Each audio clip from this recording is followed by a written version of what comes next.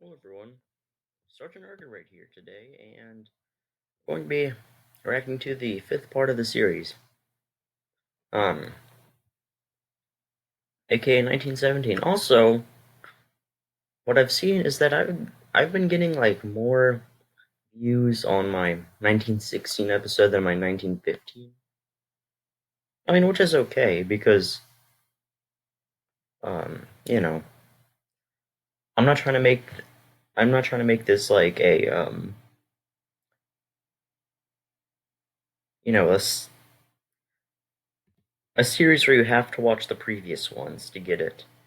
So you can just watch one, and that's it. But seriously, I highly suggest you watch, the 1914, 1915 ones, 1916, and my most recent one, the Battle of the Somme one.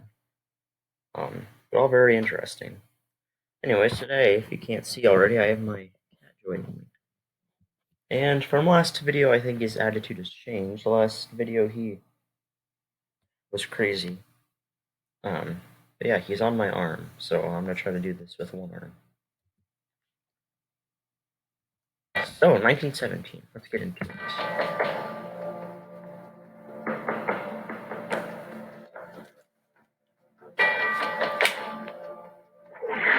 In 1916, World War I became a war of attrition.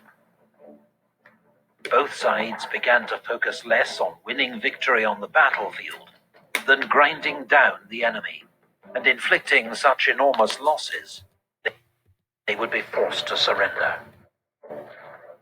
In 1917, the strategy Well, they finally, learned, according to this at least. will push Europe's major powers to the brink of collapse. Yeah.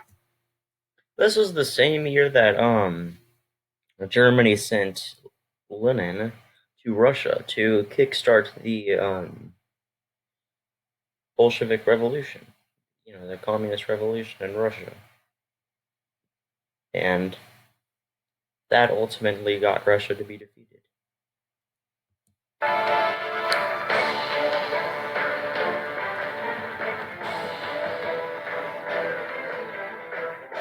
Germany knows it will lose a long war of attrition against the Allies. Oh no, this is the exact same year that Germany sends the stupid Zimmerman telegram. Oh god. Ah, no. At this point, whenever Germany sends that telegram, all hope is lost.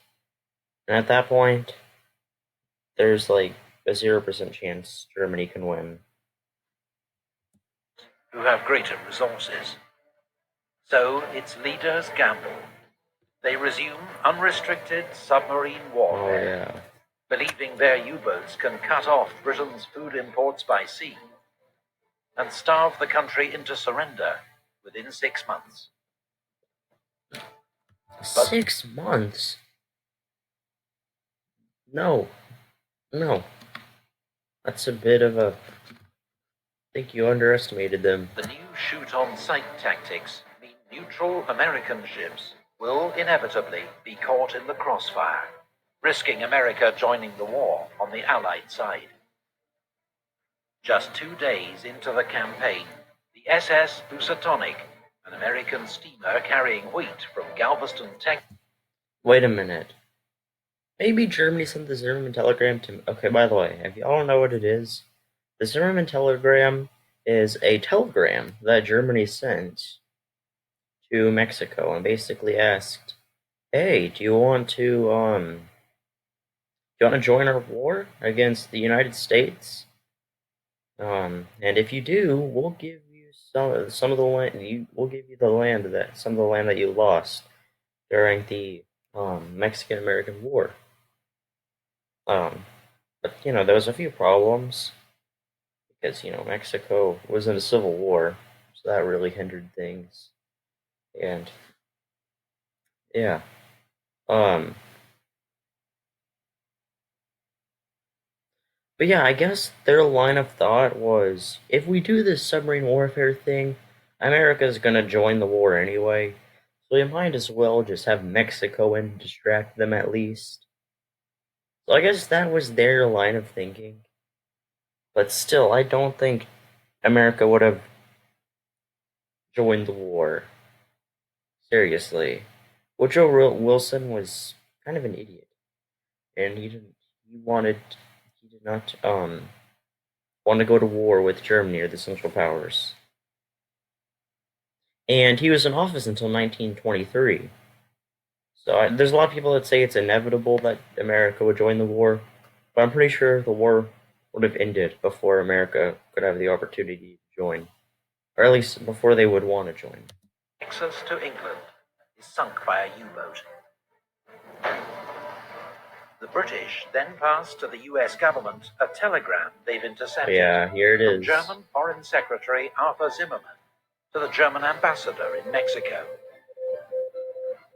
Germany is encouraging Mexico to attack America if America and Germany end up at war.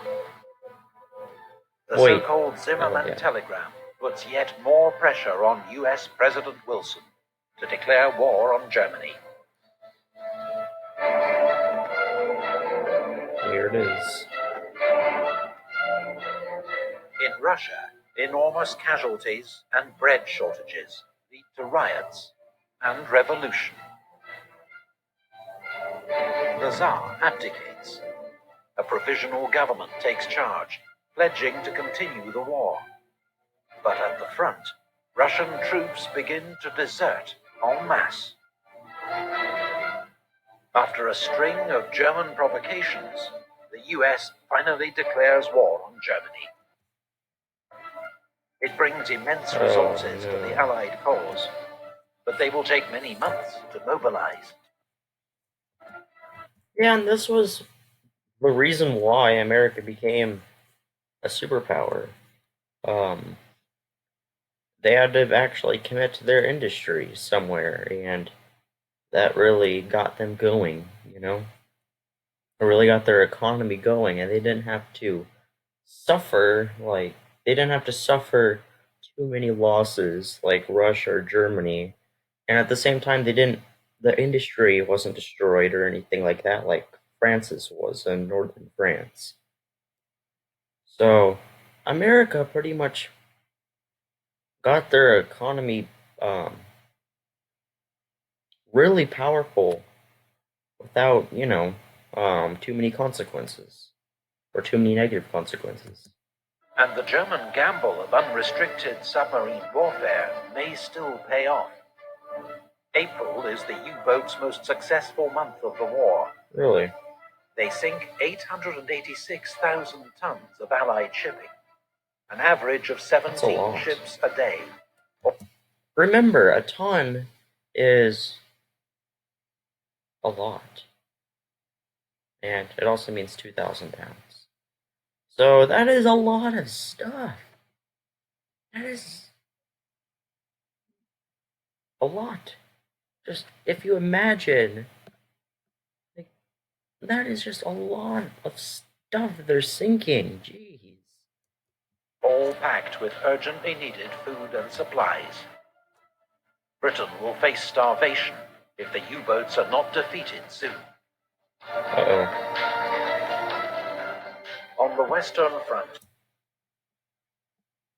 the British launched the Battle of Arras, a diversion to support a major upcoming French offensive. After heavy fighting, Canadian troops seized the high ground of Vimy Ridge. Yes, Canada. Yeah, Canadian troops. It's a limited Allied victory, but costs 150,000 Allied casualties to 130,000 German.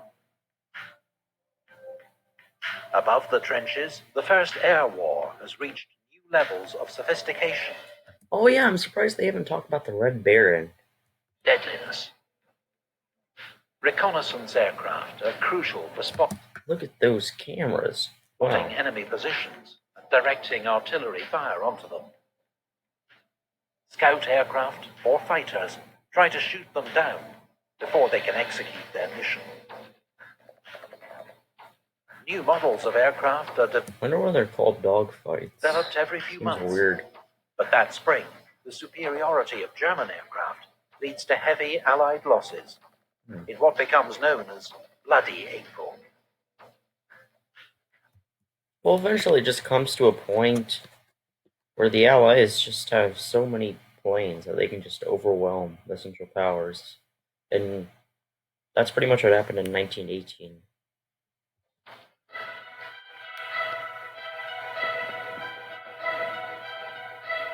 3 days after the fall of Vimy Ridge, French General Robert Nivelle launches his main offensive.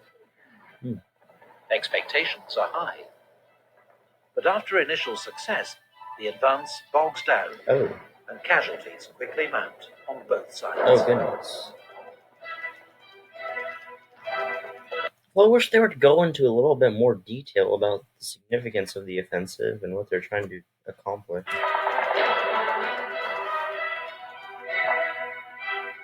The apparently senseless losses cause morale in the French army to collapse. Oh, yeah. There was like almost a mutiny that happened. The French, the French soldiers were very upset at this point. Whole units mutiny. Oh, they did. Okay, never mind. General Nivelle is sacked as French commander-in-chief and replaced by General Pétain. The thing was, the French were actually able to successfully keep it a secret that their troops were mutinying. Like, just imagine if the Germans actually found out about the fact that the French army was in shambles. Like, if they just concentrated a bunch of force,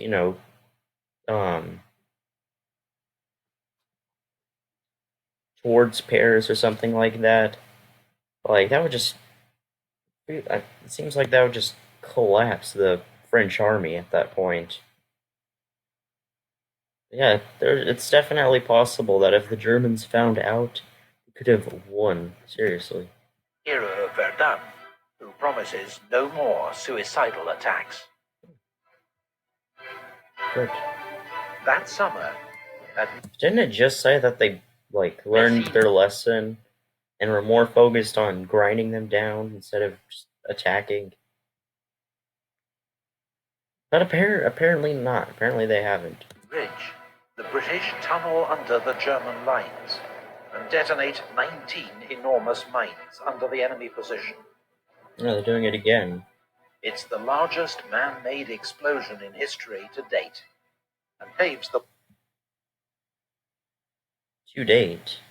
Does that mean until now? I'm pretty sure we have bigger bombs now. Way to a brilliant, but highly local, British victory. Good job, Britain. Yeah, those bombs were such an interesting way to win, like these battles. Also, I think it's funny how my cat is literally looking at the screen. Is he looking at? Yeah, I don't know. I think he was just trying to sleep. So, in Greece, King Constantine, who has favoured neutrality, is forced to abdicate, and Greece joins the Allies. Well, this happened in 1917? Wow, that is late. I thought it happened a bit earlier than that. It didn't really change color, though. Russia's provisional government orders a new attack, but the July offensive is a disaster. Again, they have not learned their lesson. What the heck, Russia? Morale and discipline of the Russian army has collapsed. It can no longer be relied on to fight, and the Central Powers' counterattack is almost unopposed. Dang. At sea, the Allies begin to group their merchant ships into convoys. At this point, I'm surprised that the Ottomans and Germans aren't doing this big joint offensive into Russia. It seems that by now the Russians are pretty devastated. Which sail under naval escort. The new system leads to a steady fall in losses. Oh, the tide is turning in the U-boat war. No. As discontent with the war grows in Germany, the German parliament, Reichstag passes a peace resolution. Peace resolution. This is in 1917. Wow. This is early. Calling for a peace of understanding and reconciliation. It's ignored by the German High Command, which now effectively rules the country as a military dictatorship. Yeah. The Kaiser Wilhelm II pretty much had no power at this point. He was basically a figurehead. Like, just imagine Queen Elizabeth today of England. That's pretty much what the Kaiser was at this point. He didn't really have any power at this point.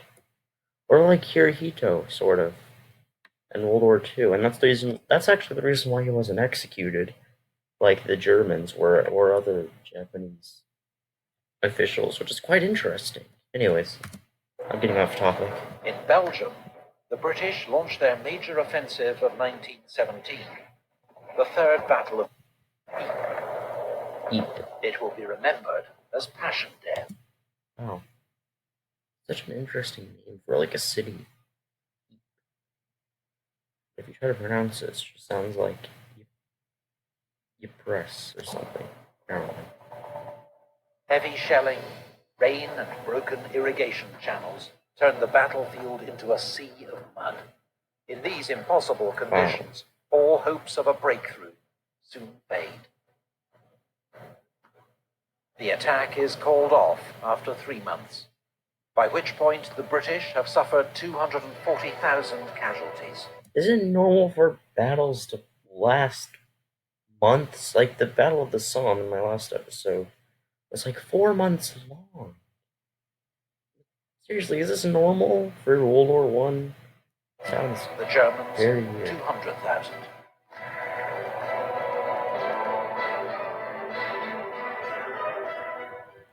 On the Italian front, at the 11th Battle of the Isonzo, Italian and Austro-Hungarian forces batter each other into exhaustion. Seriously, it just said, oh, hey, Close, that they learned their lesson. The Entente learned their lesson, and the Central Powers learned their lesson of attacking. Because at this point, it seems like the Central Powers has, or at least they don't have the resources to. But the Entente is like doing all these offensives. The French did one over there, the British did one over there. Now the Italians are doing one, and then the Russians did one over here. There are 150,000 Italian casualties, 100,000 Austro-Hungarian. Why would you attack? Like, in the mountains, or there's like a river. That year, 1917, the list of Allied nations grows. Brazil, Really? Yeah, what about Portugal? Liberia, China, and How would Liberia join the war? I don't really understand that. What do they hope to gain? Siam all declare war on Really? Germany as a result of German U-boat attacks, Oh. or to curry favor with the Allies. Oh, okay. China That just will answered my contribute question. many thousands of laborers working for the Allies in Europe. I said something earlier before, but I forgot what I said. I don't know if I was very smart. The Middle East and Asia.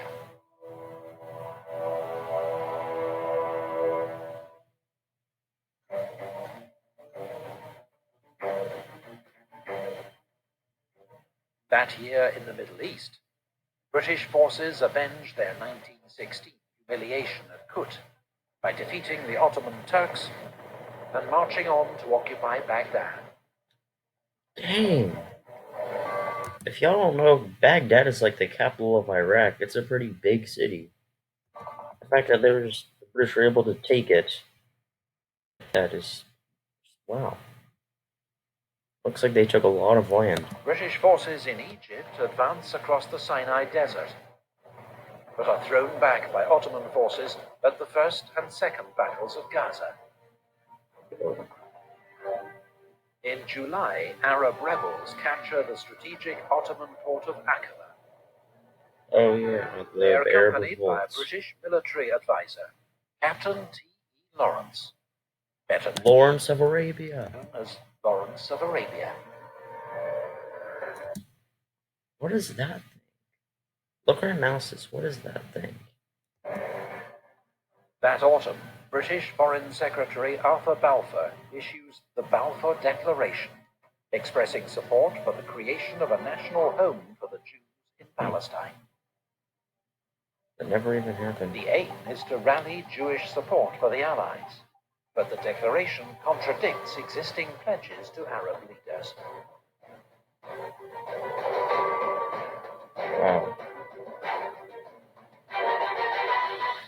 In October, the British finally win at Gaza, clearing the way for an advance into Palestine.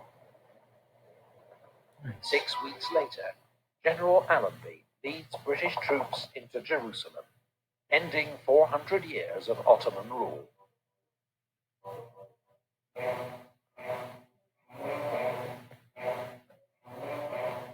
Caporetto. With Russian forces in disarray, Germany is able to move troops from the east to the Italian front.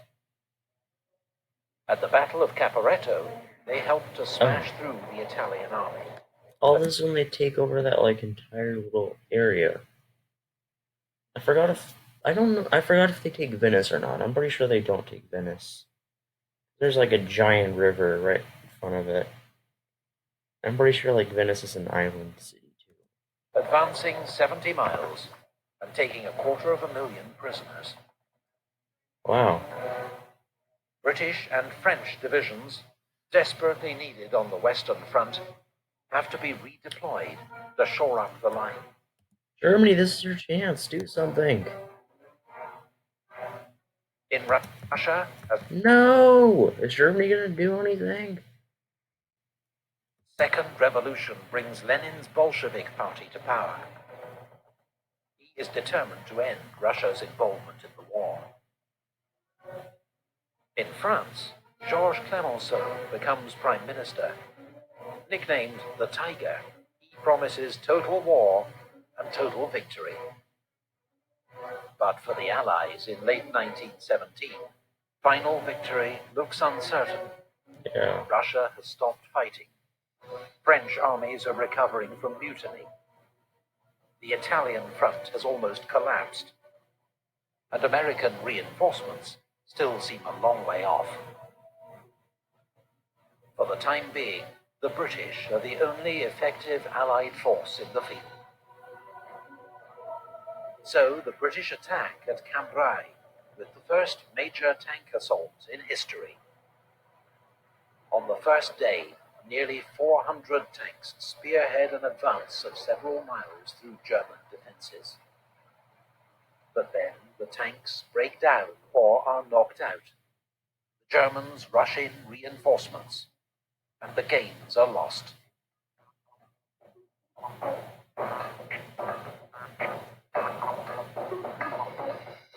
Finland declares independence from Russia. Declares independence from Russia. That is a really weird shape. What the heck? Look at this. Finland declares Also, that music in the background is really funky. independence from Russia. What is that at the very top? That is really weird. That's a weird shape. Romania, isolated by the Russian collapse, signs an armistice with the Central Powers. Finally, like, after half of your country is taken over, like, it's about time. 6 days later, Russia also signs an armistice. You know, like, at least with Russia, they, like, I don't know, 3% of their country is taken. But with Romania, like, over half their country has been taken over. And I know there's obviously different circumstances involved. I'm just making fun. Can you just quit? Ow! I thought it was gonna be nice today. He just bit me. Jesus. And now he's gone. The Allied Eastern Front is no more. 1917 has seen one major... That's it. What about Russia? They look like they're still at war. What do you mean?